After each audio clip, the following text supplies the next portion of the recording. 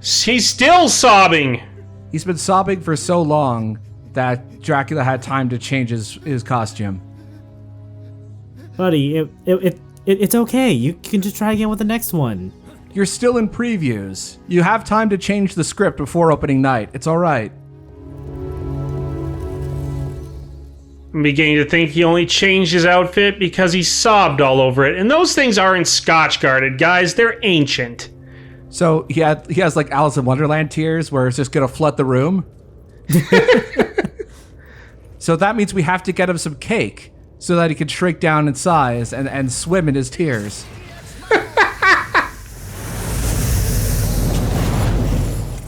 So here I'm trying to show off Avalanche, and it still does the cool slow motion, even if absolutely nothing happens, which I think is hilarious. It's like it somehow magnifies the failure of your ability to use that move. I like that they still do the slow-mo, even if you completely whiff on it.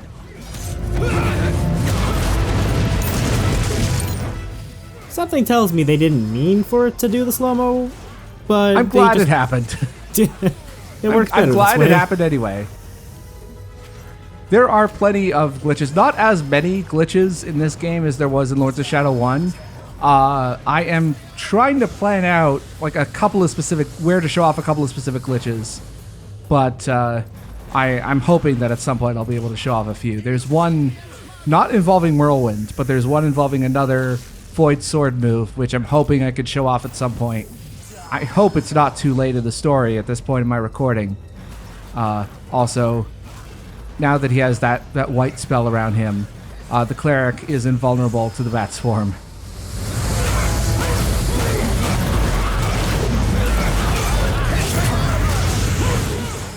There was one of the cut spells for the cleric would have made him invulnerable to all of Dracula's magic. God. Yeah, there was a whole list of the cut magic. There's a substantial list you showed us earlier. Yeah, there are 7 different spells, which we can sort of guess what what they were meant to be just from the Latin translations. One of them was Macros ex Idis, which was, I guess he was supposed to do like a fire spell. One of them was Presidium ex Malice, protection from evil. That's the one I'm guessing would have been protection from all of Dracula's magic. Then there was Sakata ex Acridus, acid arrow. I think that was another projectile attack. Dispellera Magica, magical dispel, which we could guess what that was. Then there was Tactus ex Nosferatu, touch of the vampire, which I guess was some sort of health draining attack. And Scriptum Igni, written by fire. Don't really know what that one would have been. I'm sensing a real fire theme here. Yeah. Yeah. Anyway, we could go when we go through here. We could also do the Toy Maker's minigame again.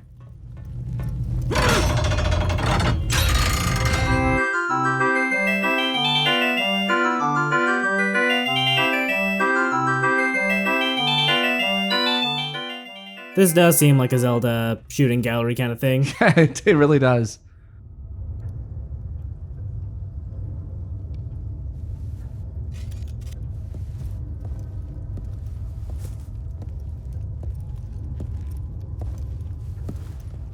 Have you brought me another piece?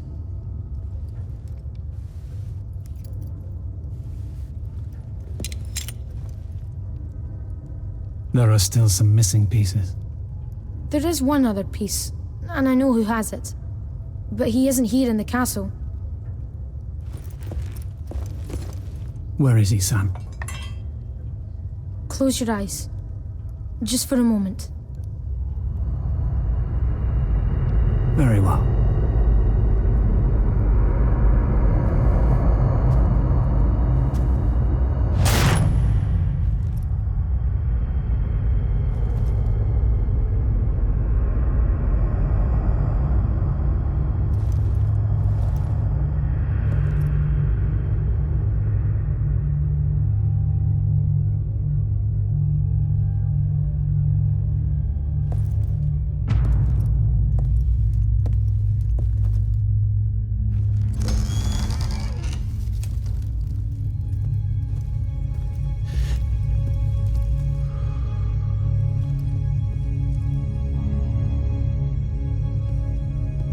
I'm pleased to see you again. What happened to you after you destroyed the Acolyte? I lost all trace of you. Where have you been? Attending to my own affairs.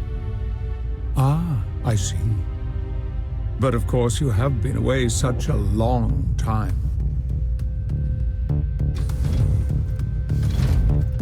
Everything appears to be in order, sir. The other acolytes will know one of them is dead by now. Indeed. But they don't know who was responsible. I'm sure word will reach them soon. I have little doubt that they will discover who it was before too long. I'm afraid that they already suspect you have come out of hiding, my friend. Even as we speak, a powerful presence searches for you in your little hideout in the church.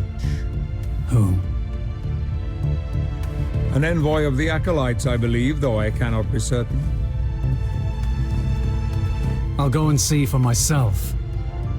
Whoever it is may lead us to them. Accompany him. No. I don't need a dog.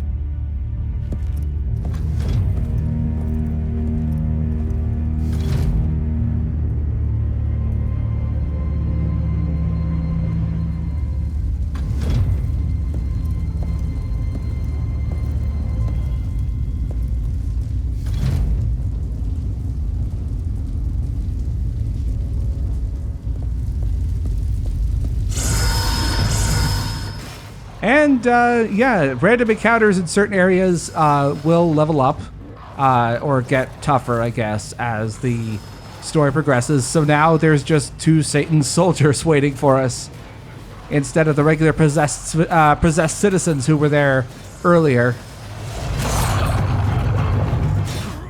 Well, that keeps the game challenging, at least. That it does. Also, they have a new acid spitting attack that they didn't have before. That is, again, one of those grabs that could only be escaped with mist.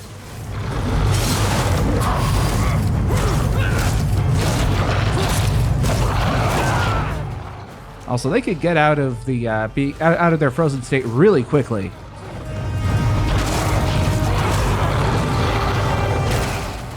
Also, that headbutt, if you just lie there, is the start of their really devastating 3-hit combo. They'll headbutt you, launch you into the air, and then slam you down. On the hardest difficulty, Prince of Darkness, I think that could take off about half your health. Jesus. That 3-hit combo.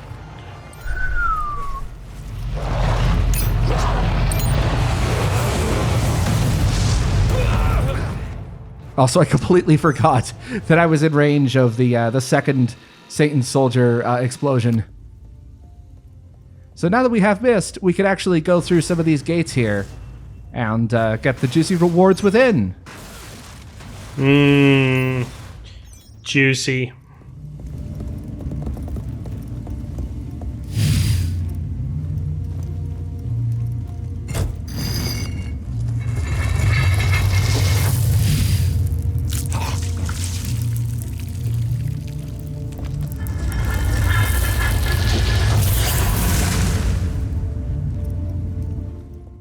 These are really just very complicated safe deposit boxes.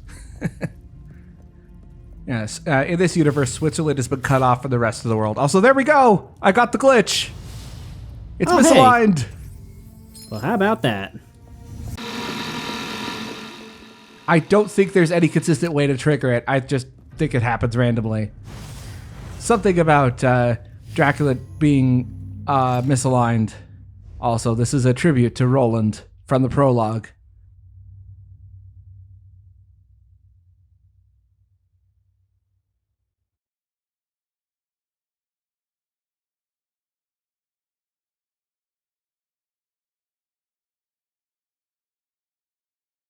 I just think we'll let the Brotherhood live in that illusion for now.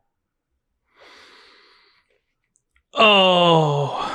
So we were victorious because no one was ever seen again. Yep. So the bad news is Dracula had to take a nap for 400 years.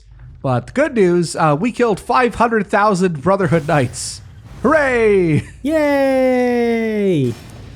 I can't fathom how they got to 500,000 knights. Yeah, it's not something that they could show on screen, really.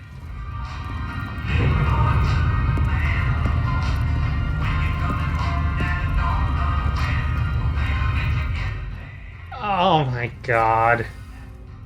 At this point, the elevator music is just taunting him. Also, in this encounter, if you get possessed citizens and you sneak up on them, they'll always be feasting on that particular civilian corpse.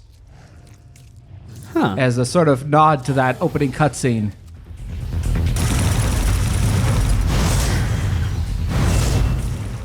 He isn't human!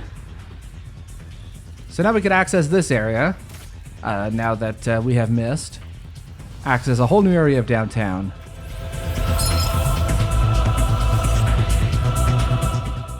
And the soundtrack has been temporarily replaced by the one from the Matrix Revolutions for some reason.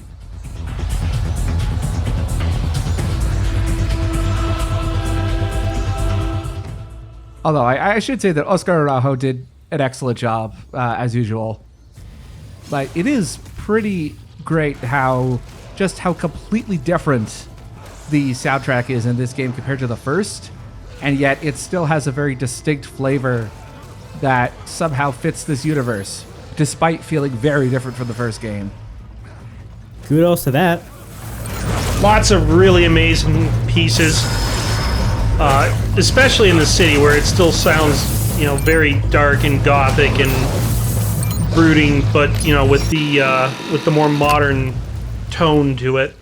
Yeah, absolutely. It sounds like, it has the ostinato beats of a typical modern action film while still having the haunting feel of gothic horror.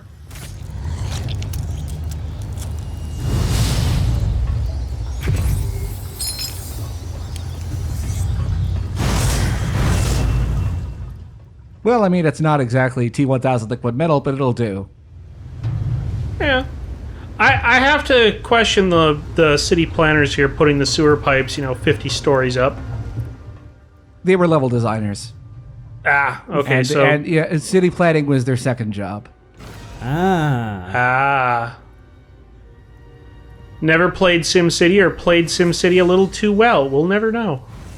Well, that's the problem. They weren't trained on SimCity. They were trained on Roller Coaster Tycoon.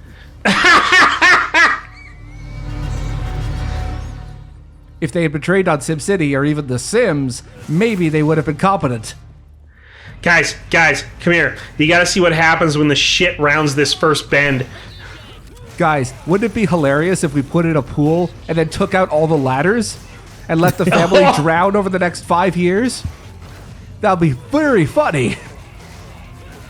Oh. Also, I was looking at the incidental voice actors for some of the things like the biochemic scientists and the soldiers. I'm pretty sure that there are 2 different voice actors for the riot policeman, and I'm pretty sure that one of them is also the voice actor for the chupacabra. Nice. Also, here's a better shot of the riot policeman exploding. Oh, that's pretty cool.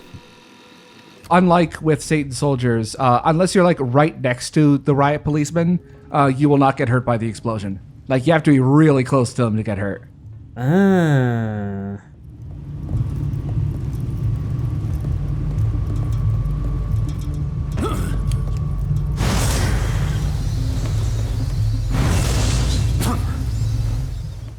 Later on, I'll have to go frame by frame to see the transition of that animation, because it's pretty smooth. Also, there's Smashing Punch. That's the equivalent of the guillotine for the Chaos Claws.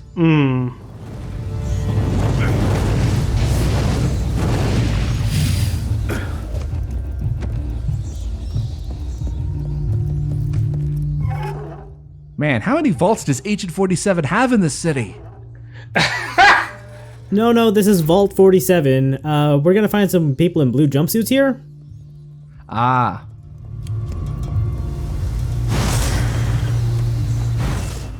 Also, this is the roundabout exit back to the street if you need it. So that's a one-way gate that you just shadowed through. Yep. Wouldn't be a Metroidvania without them. Although someone in the thread did point out like how very tube-like some of these levels feel. Yeah, I'd say like some of the areas of the castle definitely feel that way. I think the city is a bit more expansive.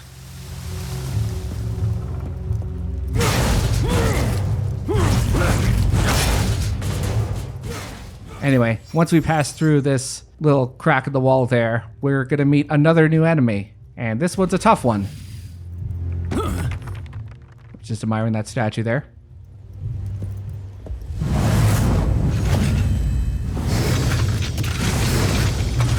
You're finished, scum.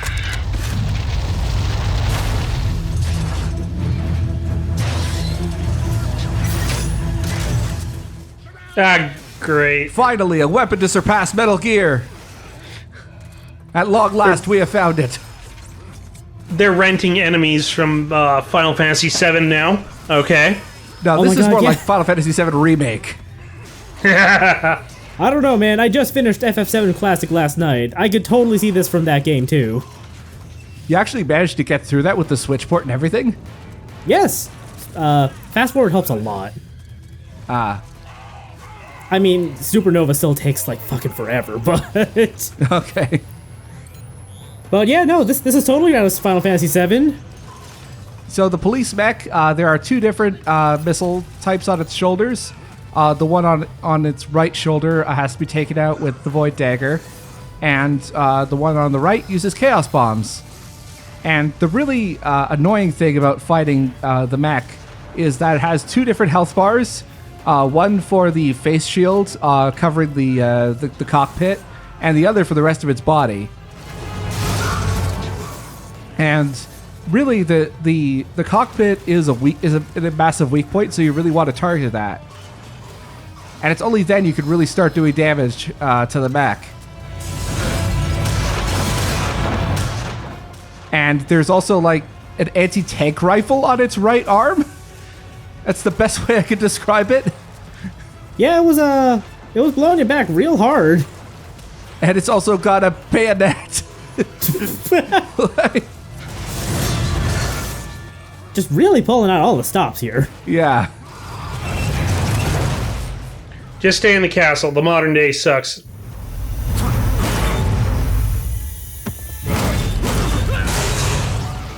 Also, I'm not entirely sure. I don't think there's like a contextual move for when the mech falls down like that. At least not one that I've found yet. Although, strangely, the bayonet lunge that it does there is probably the easiest of its attacks to dodge, because it has a really pretty noticeable tell, and as long as you have mist equipped, it's pretty easy to deal with.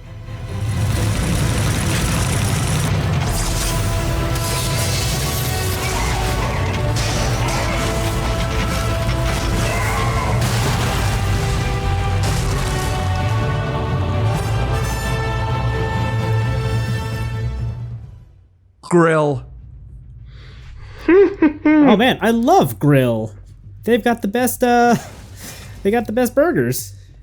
Grill has the best steaks in city. After which I will wash it down with drink. Oh no, you don't want any of Grill's drink. It's real nasty stuff. Okay, maybe I should go to bar then for some drink. Yeah, that's the idea. And perhaps I should go to restaurant at dessert shop. Or get some ice cream from dessert shop.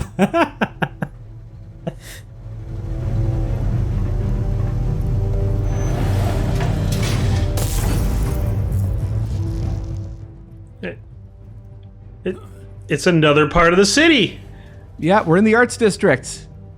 This, I believe, is the last area, a last quadrant of the city, of Castlevania City. And this is actually, we have actually been here before. Also, this is the actual origins of the city. This has been explained before, but not this directly.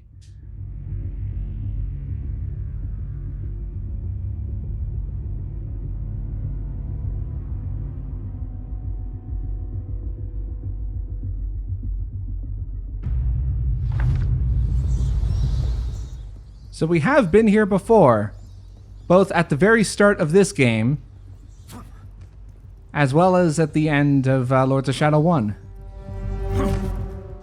But also, I just decided for fun. Whee!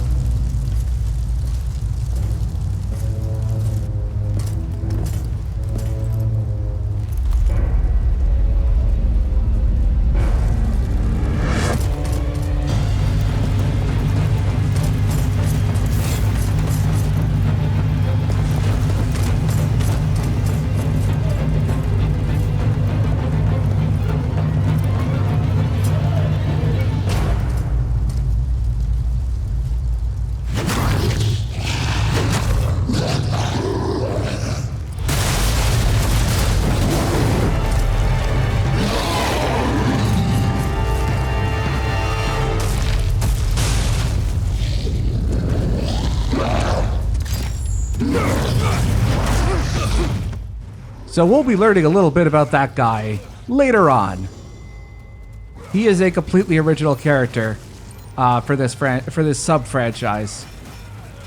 And he is not someone we have met before in either Lords of Shadow 1 or Mirror of Fate.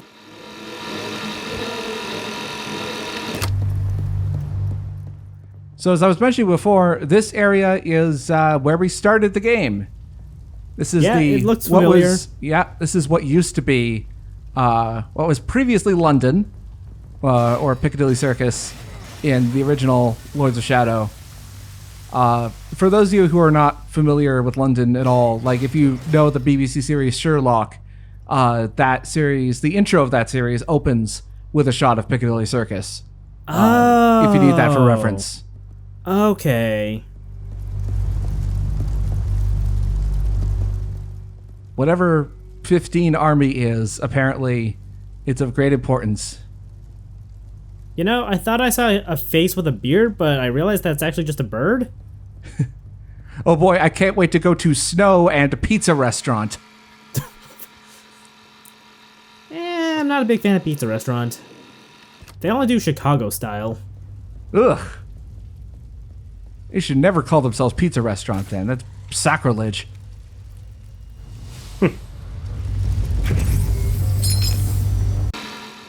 And there's a paint box over there, of course. And a door that cannot be opened.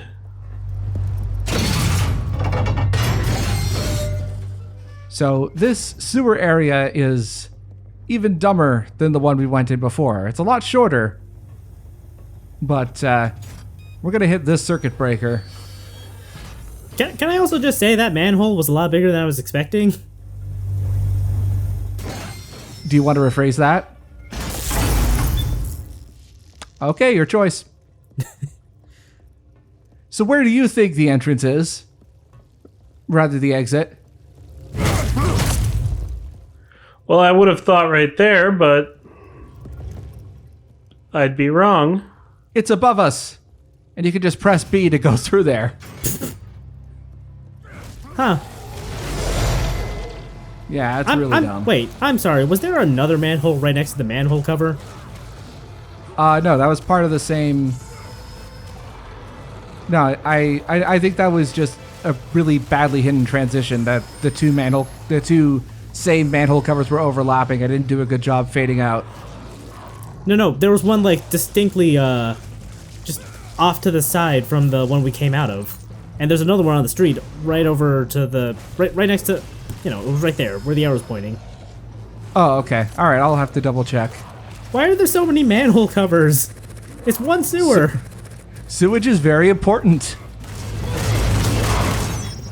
I mean, the sewer system is incredibly complicated in this city because it's being built on the ruins of Dracula's castle. It's like they have to take a ton of roundabouts, and they have to make sure it doesn't cross over with the subway system, which is also being built around the foundations of the castle. There's not a lot of space down there. That's what you get for building your house on an ancient Indian burial ground. Or an ancient Wallachian burial ground.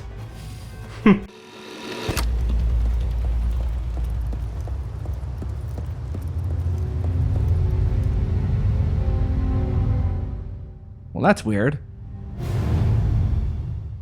Oh no, I think those guys had some of the purple drink.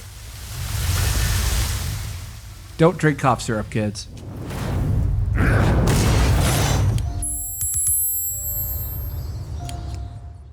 Nope, still not enough to use the talisman. Just totally rando gas. So it's at this point where the game really starts to like use those weird sort of trailing. It's like what? Not ectoplasm, like some weird sort of objective markers. I don't even know what that is to determine, because this is what the part of the game where objectives start to get more freeform, where you start having to do, you know, all three of a thing. And the game doesn't really do a good job of telegraphing that. This is also the point where I realize that it's not just Stolas' cloak. It's also pretty much any relic will cancel out the effects of any others you have active, except for Tears of a Saint. And this is me just realizing that. Because for some reason I thought it was only Alistair's seal that did that. But nope. Uh-oh. And at this point I was debating whether or not to do another take, but now I just used Explosive Earthquake instead.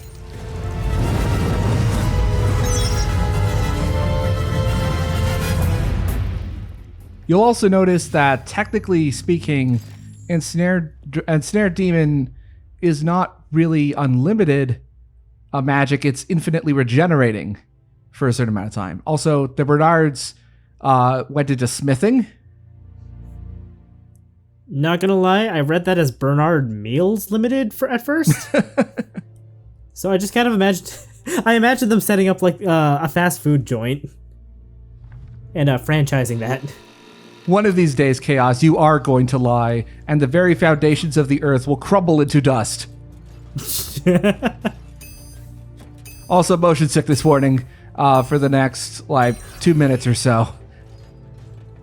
Because you remember the chandeliers from the castle. Well, these things, I don't even know what they're... I don't even know what these things are.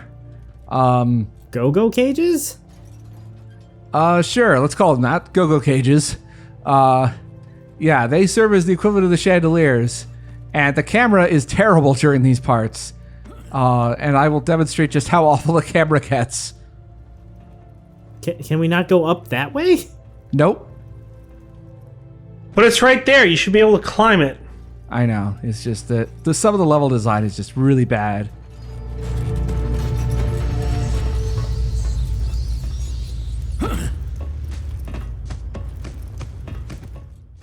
I swear, I do like this game mostly, with an asterisk. It's just there are a lot of frustrating things about it.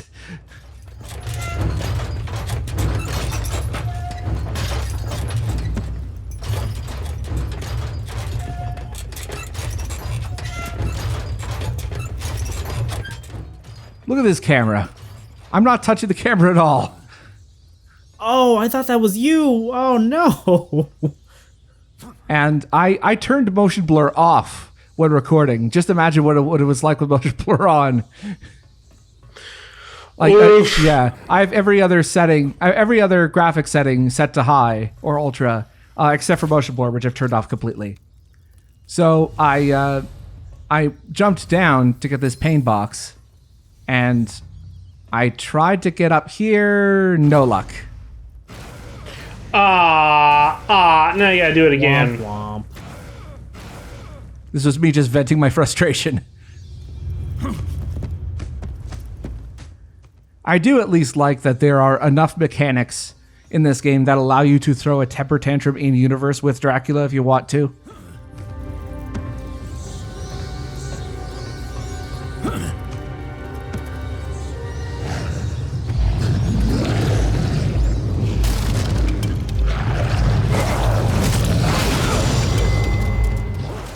Oh, more cannon fodder. Can you knock these guys off the roof where they came from? I think you can. Does it I didn't actually do remove that them in from this the fight, take. though? I think it just counts for. Actually, I don't think you get XP because they drop XP. I'll have to try and test that. Okay, so trying to do things the fast way actually doesn't get you as much. Yeah, because they drop a default 50 XP when they're killed, and then sometimes randomly they'll drop an extra 50 XP upon death, and you won't get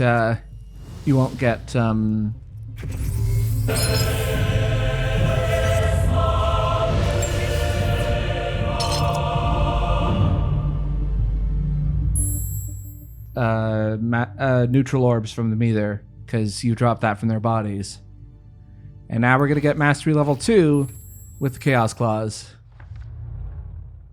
And getting an extra upgrade for the Explosive Earthquake, which is a lot more useful in this game than the first. Because in the first you needed a wind-up of like an extra combo starter in order to get the actual Earthquake part going. But here you don't really need that. You just need to hold right trigger while you have the daggers equipped. And it's a shame because in the first game it looked really cool, but it just wasn't. It just was not very useful. I don't think I even used it once. Like I used it once to show it off, but I don't think I really used it beyond that in the first game. It's just impractical as all hell. And here it's both cool and somewhat practical.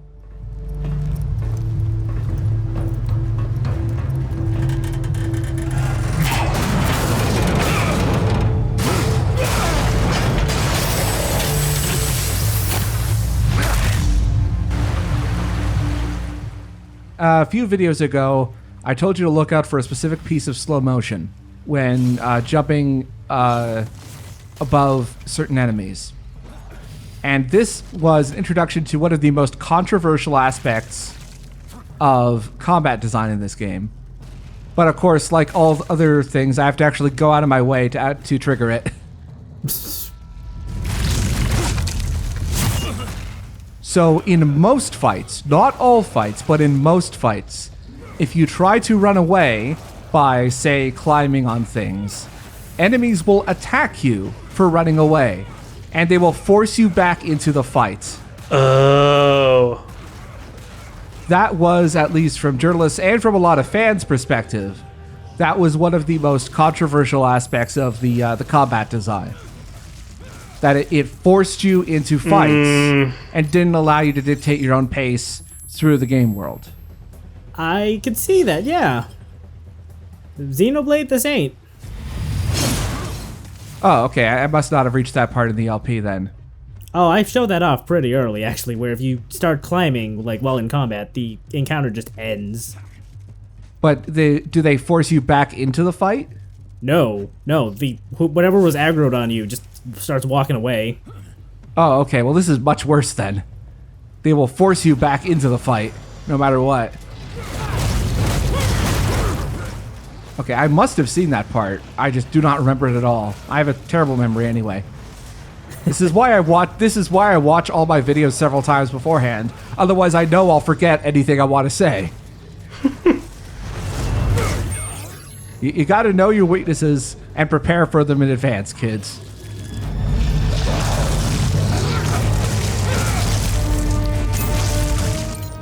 So this video was running really long as it was.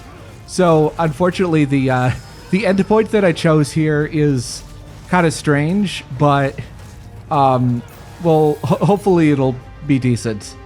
Anyway, we've got a small fight here, mostly with shotgunners. By the way, I don't think I show it off here, but eventually, if you get too close to shotgun citizens, they will try to pistol whip you, or in this case, shotgun whip you.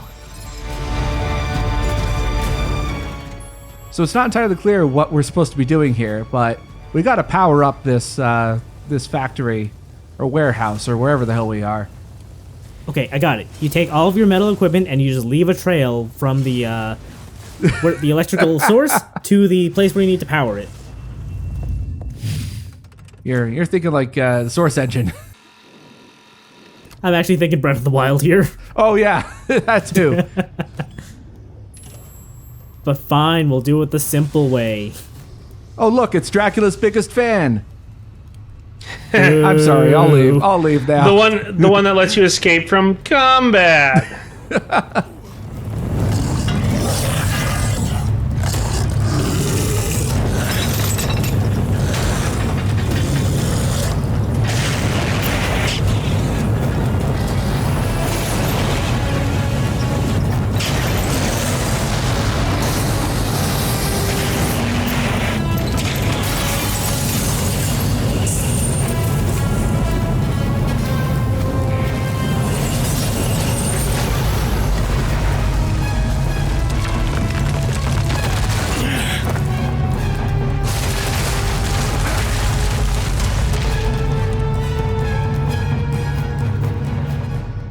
Honey, I'm home. You got a good renovation contractor? We're gonna need a new. We're gonna need a new entire wall for like the whole wall. Everything on the right side of our house is just gone. Don't ask questions. Please don't ask questions. I don't want to get divorced again. All right, I gotta hand it to him. That could be one of the better set pieces that we've ended on so far. There are going to be a lot of great set pieces towards the end of the game. Basically, the train level in miniature is very representative of how the end game is. There's a lot of great moments with not a lot of connective tissue in between. Gotcha. So we'll be satisfied in small sections, but overall it's going to be a slow decline in quality. But still, I mean, the ride will be worth it, I think, in the end. Plus, the story DLC is the story DLC Revelations, which I can't really talk about without ruining the entire ending of the game, but it's also quite good. So it's not enough of a slide that you wouldn't recommend playing the game, but it's still a bit of a slide. Yeah, I still think that Lords of Shadow 2 gets more slack than it deserves. Or sorry, more flack, not slack, more flack. The opposite of what I said. It gets more flack than it deserves. It's still a good game overall, but it's definitely heavily flawed. But I still enjoy it.